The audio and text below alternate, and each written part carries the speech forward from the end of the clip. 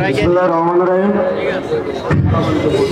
এখানে উপস্থিত আছেন জেলা বিএনপি, জেলা যুবদল ও অঙ্গ সংগঠন, সবাইকে আমার সালাম ও শুভেচ্ছা। আসলে বেশি কথা বলবো না, এখানে আমার থেকে অনেক সিনিয়র নেতৃবৃন্দ আছে, তারা কথা বলবে। আসলে এই 17 বছর ফ্যাসিস্ট হাসিনা আমাদেরকে অনেক ভয়ভীতি, গুম খুনের হুমকি দেখিয়ে 5 আগস্টেও আমাকে খুন করার হুমকি দেখিয়েছে ছাত্রলীগ, যুবলীগ। এই ছাত্রলীগ, যুবলীগ আজ কোথায়? এদের ক্ষমতা কোথায়?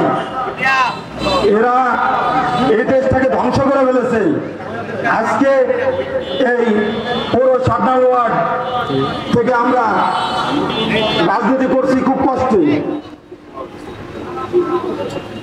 এই ছাত্রলীগ, যুবলীগ এই নতুন বাজার মুরগিওয়াড়া স্ট্যান্ডটা দখল করে আমাদেরকে কোনো মাথা চাড়াতে উঠতে দেয় না, আমাদের কথা বলতে দেয় নাই। যা বলার ভাষা নেই। আমরা এই দূর সময় ব্যানার করে রাজনীতি করেছি, তখন অনেক লোক আমরা রাজনীতি করার জন্য খুঁজে পাইনি, ব্যানার ধরার লোক খুঁজে পাইনি। তাই আজকে আমি একটা কথা বলবো আমার সিনিয়র নেতৃবৃন্দকে, আপনারা এই দূর সময় যারা দলের পাশে ছিল এবং সামনে থাকবে, তাদের কথা আপনারা মাথায় রাখবেন। আমি আপনাদের কাছে আশাবাদী।